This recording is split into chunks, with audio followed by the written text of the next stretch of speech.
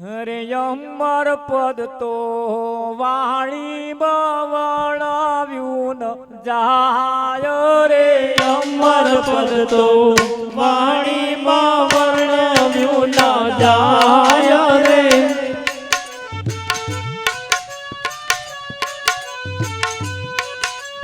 વાણી તો એના આધારે ગવાયો રે વાણી તો એના આધારે ગવાય રે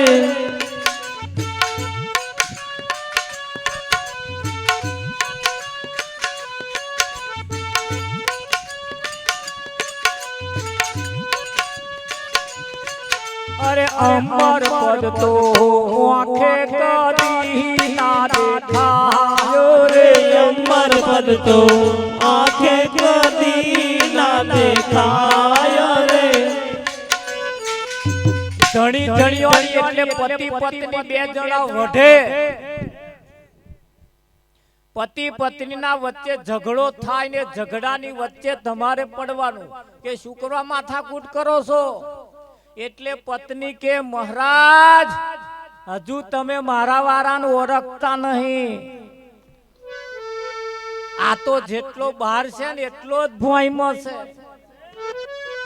તાહાર બહાર વાળો આપણે જોયો પણ ભોંય વાળો ના જોયો તમ આપણે એના ભય નહીં એન પાડોશી નહીં તા પણ આપણે નહીં ઓળખતા ના ઓળખીએ ભાઈ એ 25 વર્ષથી પલારે પડ્યો એ ઓળખે આ તો જે એના પલારે પડ્યો હોય એવા ઓળખે આ જોડે રહેવા વાળાને શી સમજણ પડે હે ખરું કે નહીં એટલે કહ્યું બાપુએ અરે અમર પદ તો આંખે કદી ના દેખાયો રે અમર પદ તો આંખે કદી ના દેખાય રે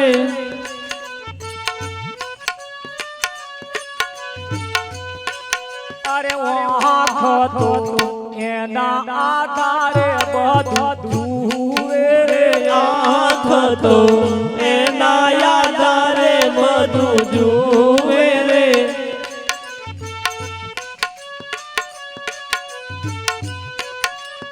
અંબર પદ તો જીવે કદી ના ખાયો રે અમર પદ તો જીવે કદી ના ખાય રે જીવ તો એના આધારે બધું ચાખે રે જીવ તો એના આધારે બધું ચાખે રે અંબર પદ તો હાથે કદી ના પકડાયો રે અમર પદ તો હાથે કદી ના પકડાય રે હાથ તો એના આધારે બધું પકડે રે હાથ તો એના આધારે બધું પકડે રે અંબર પદ તો કોને કદી ના સંભળાયો રે અમર પદ તો કાને કદી ના સંભળાય રે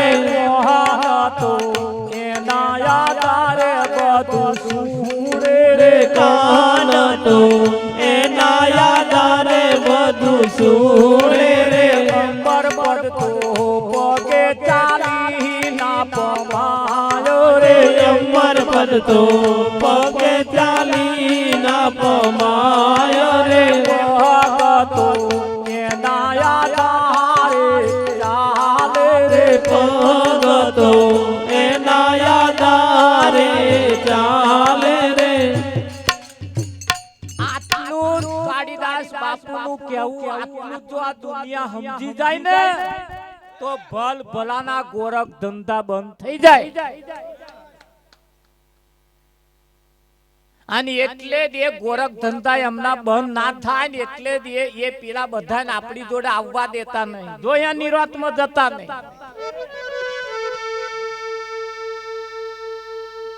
હા એટલે નહીં આવવા દેતા અને એક વખત જો આવી ગયો ને હે શું કેવું વિઠ્ઠલ મહારાજ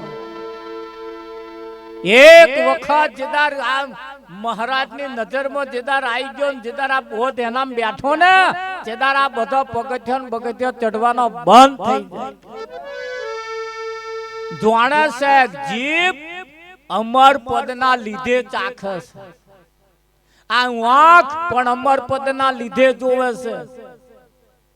હે અમર પદ કોઈ દિવસ પગે ચાલી ના પમાયતા 15 દારા હેડીને જાય છે. એનું શું? અમર પદ ના દર્શન કરવા જાય છે કે એમ જાય? તાર અમર પદ ના દર્શન કરવા જા આંખે દેખાય એવું નહીં. ગીતાનું નામ મોને એ આપણું મોને એની શી ખાતરી? હે કૃષ્ણનું કહ્યું જો ના માનતા હોય તો તમારું મોને એની શી ખાત? અને જેદાર એની વાત એને મોની જાય ને જેદાર એની પેઢીઓની પેઢીઓ પાવન થઈ જાય.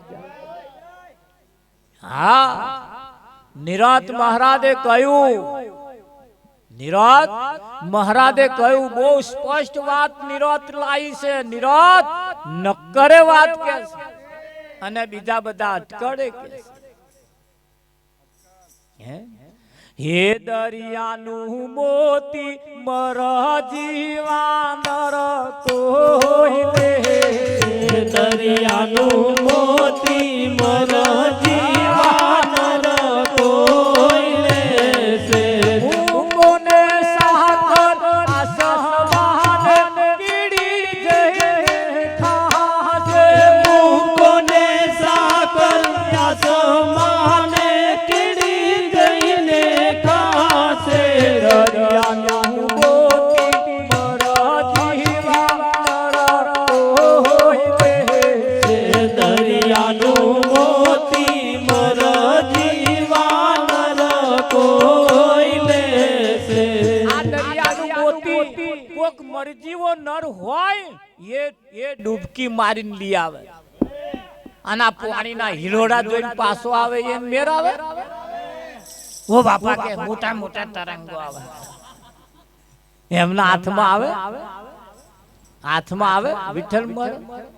એક બોનનું લગ્ન થયું, લગ્ન થઈને પહેલે દાડે પાણીને ઘેર આવ્યા અને એમના નણંદબા રોટલા ઘડવા બેહત. ભાભીએ કહ્યું, નણંદબા તમે ઊભા થઈ જાઓ, હું રોટલા બનાવું.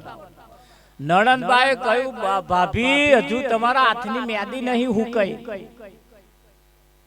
એક દાર રોટલા તમારે બનાવવાના જ છે ને. હમણે ફરિયા બા જોડ બેહો, કાચી જોડ બેહો, બધા તો બેહો, વાતો ચીતો કરો. આ ફરિયાના નિયમ વિશે જાણો, સમાજના નિયમ વિશે જાણો, ઘરના નિયમની વાત જાણી લો. એક વખત રોટલા એકદાર તમારે જ બનાવવાના ને હું પારકા ઘરની છું, મારે તો કાયમ અહીં રહેવાનું. પછી બનાવજો ને તમે કે ના કાલે મારે બનાવવાના. અત્યારથી હું ઘર સંભાળ દઉં અને કાલ તમે જતો રહેશો, મારે તો ઉપાધિ જ છે ને. કે એમ કરતા અત્યારે લાવ હું બનાવું. અડધો કલાક માથાકૂટ એક પેલું પિલ્લું વાર્યું તું ખેંચા ખેંચ કરે. બોલો નણંદ બા કરાયો તે પહેલો જ પેલું પિલ્લું વારેલું કથરોટમાં પછાડ્યું. લો તમે નણંદ બા ઉઠીને બહાર અને ભાભી નવા બનાવવા બેઠા રોટલા બનાવવા બેઠા ને એમના ઘર વાળા ખાવા બેઠા. એક રોટલો થયો નણંદબા બહાર લઈ જાય, એક રોટલો થયો નણંદબા બહાર લઈ જાય. જેમ રોટલા થાય એમ બાર, જેમ રોટલા 12 રોટલા બનાયા. ભાભીએ પૂછ્યું, નણંદબા હજુ કેટલા જણા ખાનારા રહ્યા? નણંદબાએ કહ્યું, હજુ તમાર ઘરવાળો જ નહીં ખાઈ રહ્યો. ભાભીએ વિચાર કર્યો, એક જણો 12 રોટલા ખાય છે, બીજા જેટલા ખાતા છે. ઓ બાપા, હું તો રોટલા ઘડી ઘડી મરી જાઉં. ઘરનો વરંડો કુદીન પિયર આ ઘરો કરે.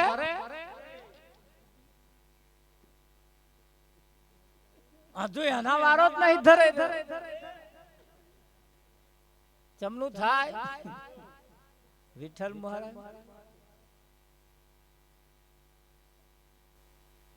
દરિયાનું મોતી મરજીવા નર કોઈ લેશે, મૂકો ને સાકર આસમાને કીડી જઈ ખાશે. હરિયેલ કાઠી નામનું પક્ષી જન્મે તારથી જે લાકડું પકડે ને એ મરી જાય તોય ના છોડે. તેને નિરાતે કહ્યું એ પક્ષી જેવું જેનું ધ્યાન હશે ને એ જ હરીને ભજશે. હા, ભોળારે જન અબુદ્ધ ગુરુથી ભરમાશે. નિરાતે કહ્યું ભોળા જન અબુદ્ધ ગુરુથી ભરમાશે. જો તરવું હોય તો આવો નિરાતની પાસે. છાતી ઠોકીને કહ્યું. આ દુનિયામાં કોઈ છાતી ઠોકીને કહી શકે એવું કોઈ છે જ નહીં જેને નિરાતે છાતી ઠોકીને કહ્યું. લાલજી મહારાજે કહ્યું દેશ સહિત ભગવાન બતાવો. બધા હું આ કર્યો બીજે જ કરીશ. પેલા હમણે કહ્યું તમે આવો દેશ સહિત ભગવાન બતાવો. કેવી વાત! આ વાતના આપણે સહભાગી બન્યા, આ વાતના આપણે એના હકદાર બન્યા. એને કહ્યું બાપુ સાહેબે મારા ગુરુજીનો પરવાનો, આ પરવાનાને દુનિયા શું જાણે? દિલ દઈને બન્યો શું દીવાનો, દીવાનાને દુનિયા શું જાણે? એક વેચાતી જમીન તમે લીધો હોય ને એનો જે પરવાનો બનાવ્યો હોય ને એનો દસ્તાવેજ, એ દસ્તાવેજ કેટલો મોંઘો કહેવાય. એ દસ્તાવેજ તમારો કાયમની મિલકતનો હકદારનો પરવાનો કહેવાય. એ તો પેલી વીઘા જમીનનો છે, પણ આ તમારો પરવાનો સદગુરુએ તમને આપ્યો છે. એ પરવાનાને આ દુનિયા શું જાણે? આ દુનિયાને શી ખબર પડે? એ તો એમ જ કહેવાના વિઠ્ઠલનું છટક્યું છે. આપણને ગોંડા કે ગોંડા, આ ગોંડા જેવા કે આખી રાત બેહી રહે. આવું વાતું છે મોણસ ની કેવું આરતી ઉતારવાની? તારા હણીદા આ મોણસ ની આરતી ઉતરે? એ જેના સમજાય તા ખબર પડે કોની આરતી ઉતરે. તમારા જબરું છે જુદું કે નહીં મોણવાની આરતી ઉતારવાની કે મેં નોય મોણો આઈને જોઉં તા ખબર પડે કોણ છે. ટાઈમ મારે પાછો થઈ ગયો એટલે હું મારી વાણીને વિરામ આપું. સતગુરુ મહારાજ કી જય. એટલે આગળ જે કઈક કાર્યક્રમ હોય આપણે વિચારીશું. હા.